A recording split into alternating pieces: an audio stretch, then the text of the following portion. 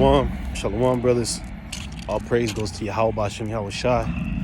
Ba'Shem HaKakodash. Double honors goes into the apostles and elders of Great Millstone that I've learned this truth from. And much love, peace, blessings goes out to all you hopeful elect brothers that are teaching the word of Yahweh Ba'Shem Yahweh Shai. So this is going to be a lesson, and I'm going to entitle it As the Pressure Mounts.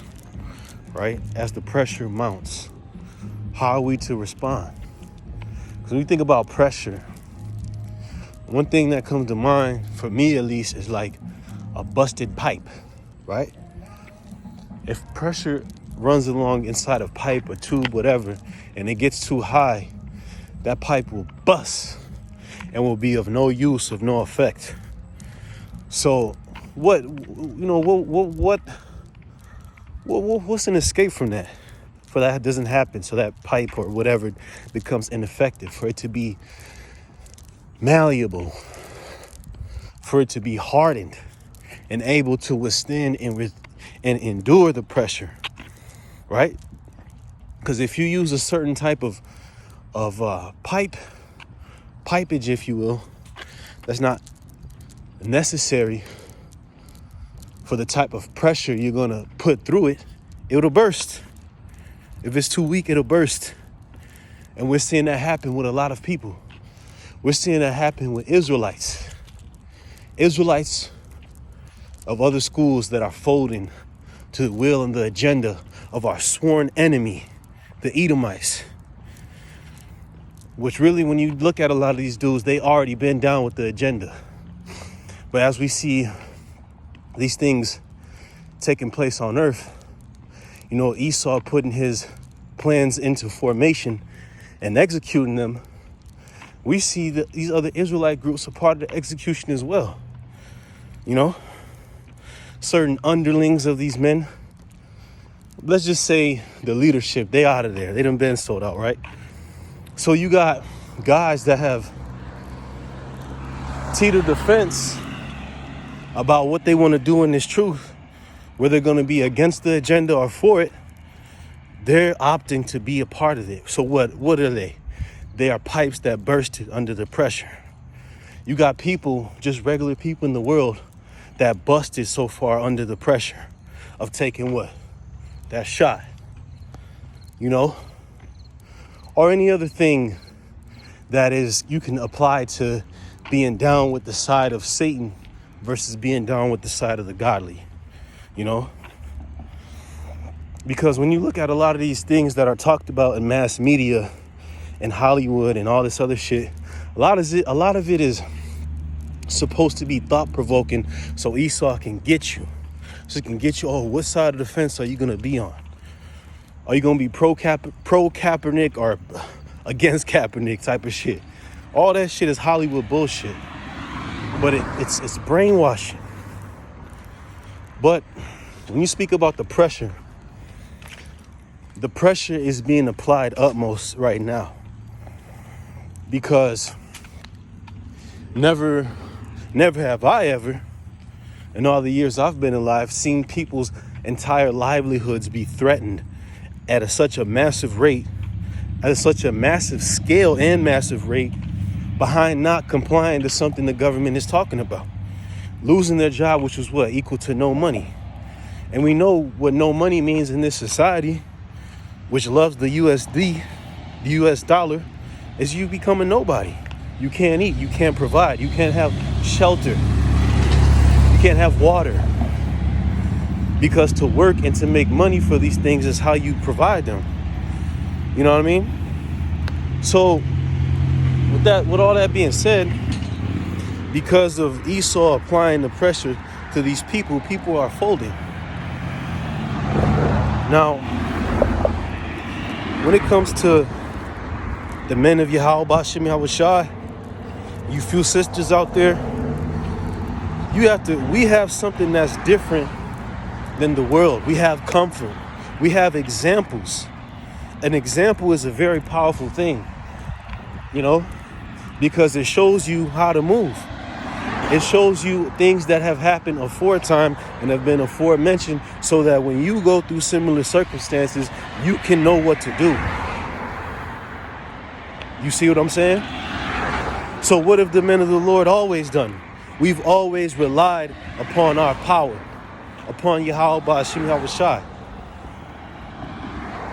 And he has been our comforter, our staff and rod, as the scriptures say. You see what I mean? So as the pressure mounts, as things get tougher for us, we withstand. We're made hard for the simple fact of relying upon the Lord, man. Think about it. In times of hunger, in times past when we were hungered, what did the Lord do for the children of Israel in the wilderness? He sent pheasants down.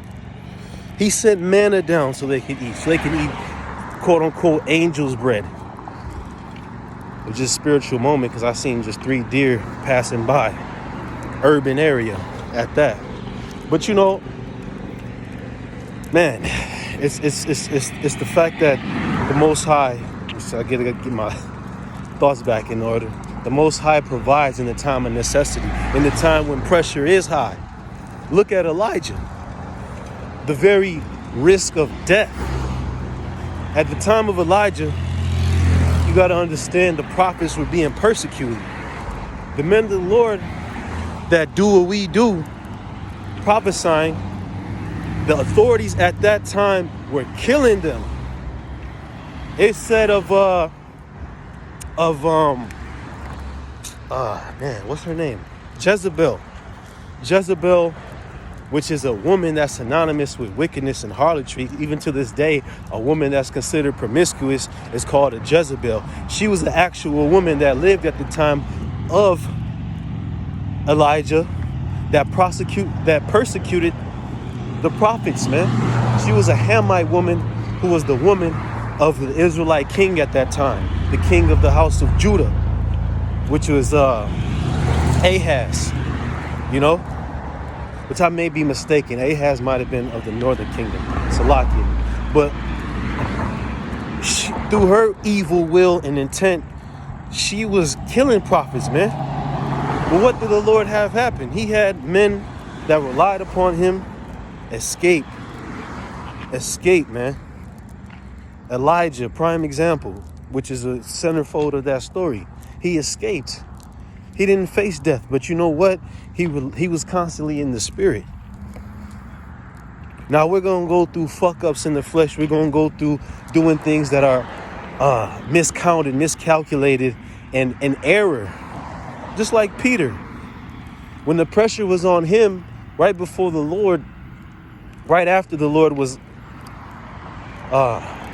apprehended by the scribes and Pharisees, he denied Yahushua. He denied the Lord. You see? But what?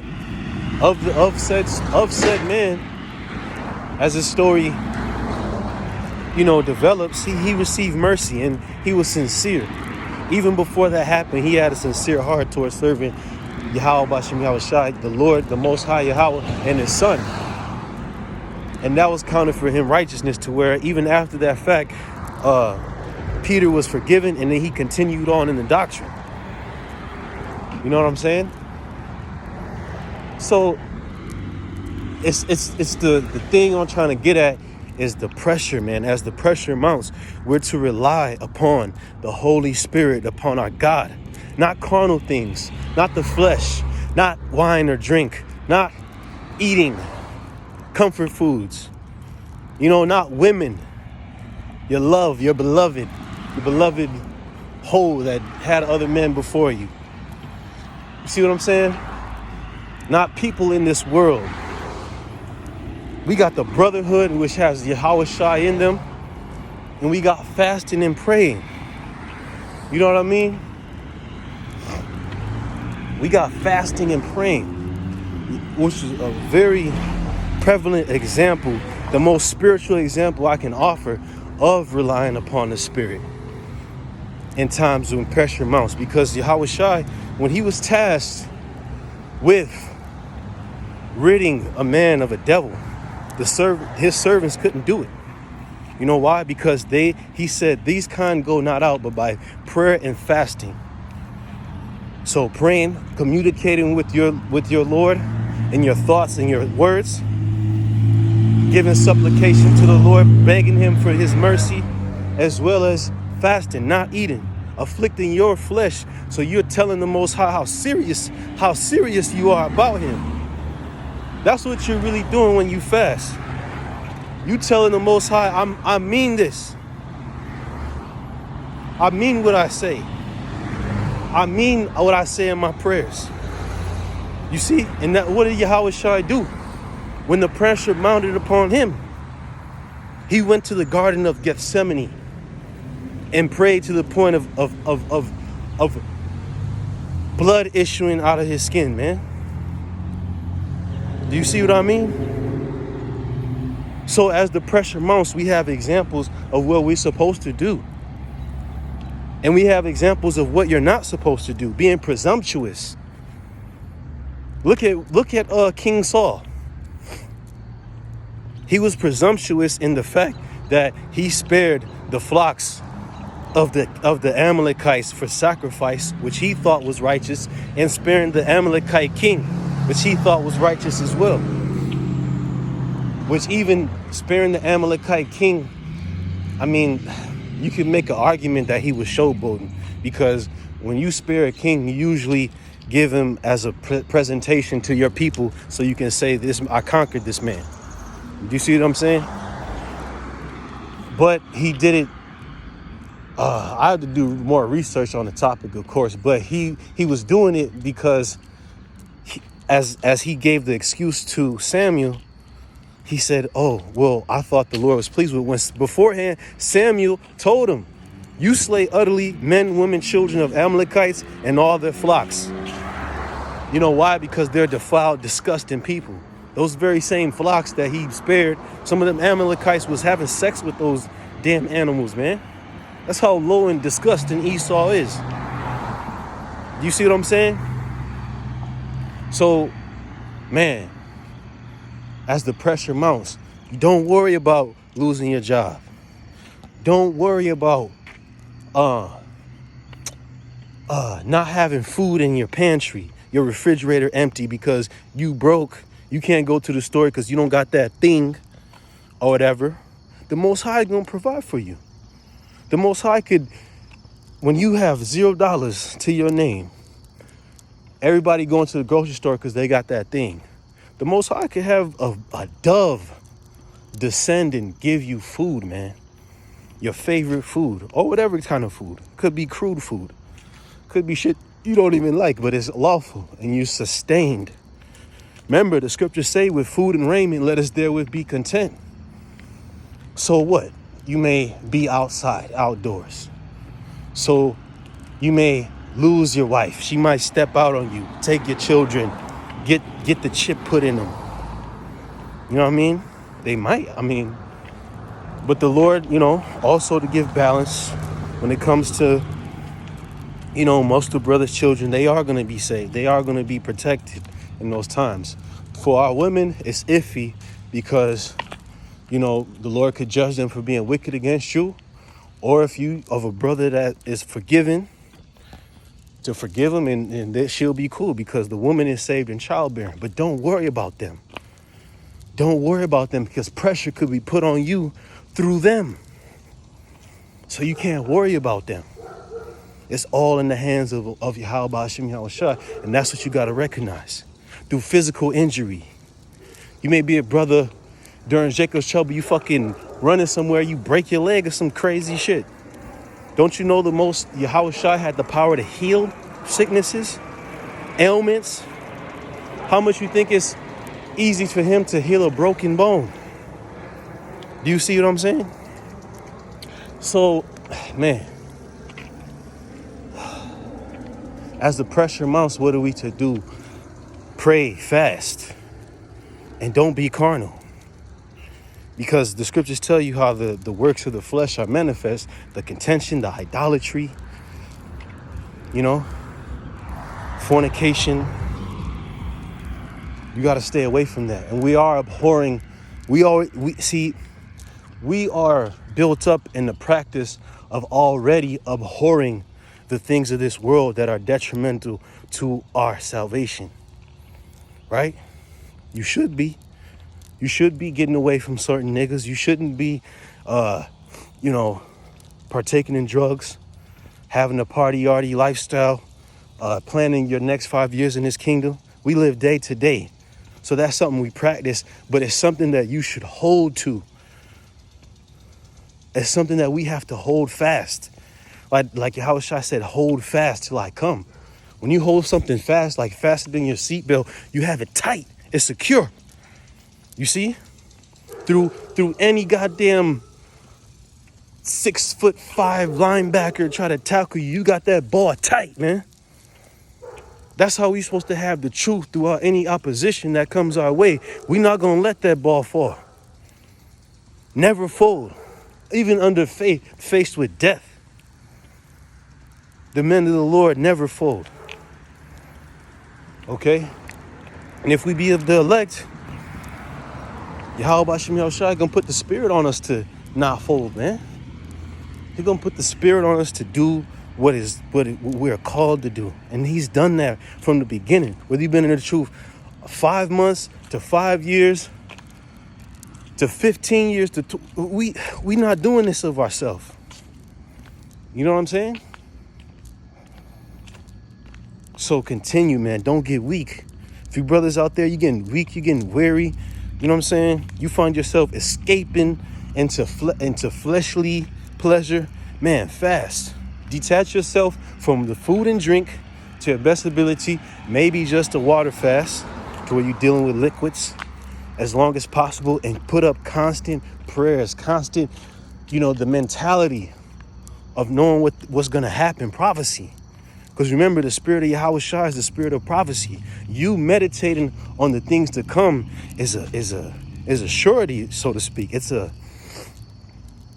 proof, man, that you are thinking about and you are preparing for what's to come. Because we can't prepare through carnal means. We can't prepare by buying guns, by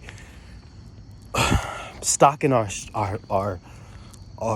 houses with food and drink. The thing we prepare for is the readiness of mind to accept anything the Most High puts in front of us, no matter how gruesome it may be. Remember, because we sin. We have sinned before our Father, man. So this is a purging process. The Most High is constantly beating the wickedness out of us so we can be acceptable, man. Right now, honestly, we're not acceptable. In this current state of mind that we have, we're not acceptable. You know when the moment brother's gonna be acceptable? When you get beamed up on that chariot.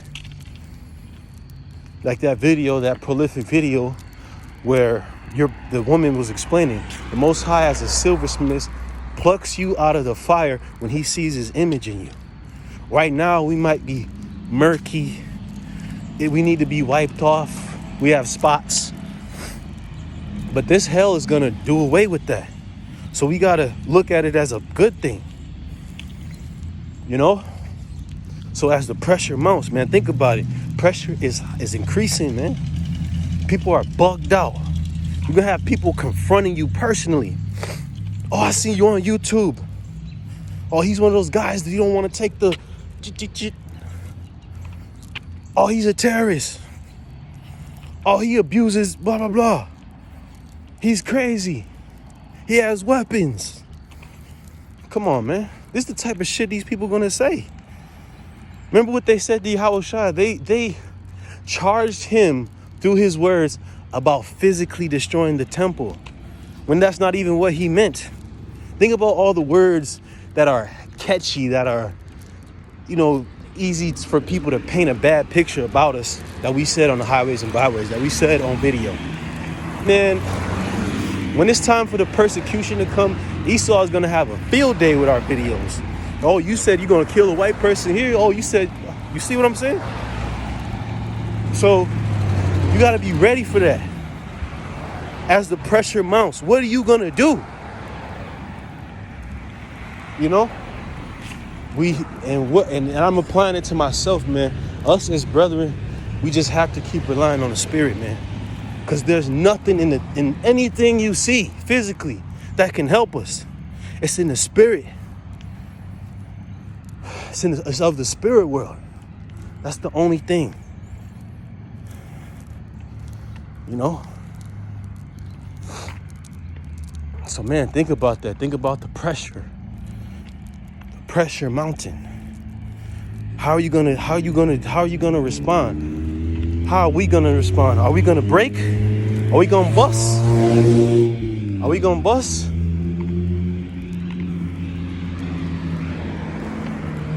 No, you gotta be in the spirit of being hard. The Most High can throw curveballs at you in the most unexpected way. Satan, the Most High can use Satan to get you in the least expected way. So you have to be thinking about this. Whether it be alts with our achim, you gotta in a mindset of squashing that as soon as possible. Forbearing and forgiveness. Remember forgiveness. You know, all these different things, the spiritual things. That's gonna help us, man. You know, letting your light shine. And that's pretty much it, man. That's the video. Lord willing, this was edifying. I know this was kind of like on the talking points and stuff. I didn't get to as many scriptures, but it's a spiritual talk because the words of the Heavenly Father at a certain point should be within you. When you look to edify the flock, it flows. So all praises goes to Yahweh Ba'Shem Yahushai. Shalom.